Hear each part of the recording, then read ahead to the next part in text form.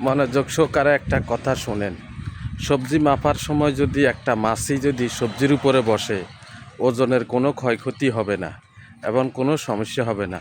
আর স্বর্ণ মাপার সময় যদি একটা মাছি উড়ে আয় বসে, তাহলে ওইখানে অনেক টাকার ব্যবধান হতে পারে। আর আপনি যদি সব সময় ভালো মানুষের সাথে চলাফেরা করেন, তাহলে আপনি ভালো সঙ্গ পাবেন।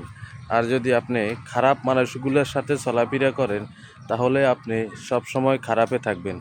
আমার কথাটা কেমন হলো আপনারা যদি কমেন্টের মাধ্যমে বলে যাবেন, বা যদি ভালো লাগে তাহলে সব সময় আমার ভিডিওগুলো দেখবেন। আমি আপনাদের সঙ্গে থাকব। আপনারা ভালো থাকবেন, সুস্থ থাকবেন।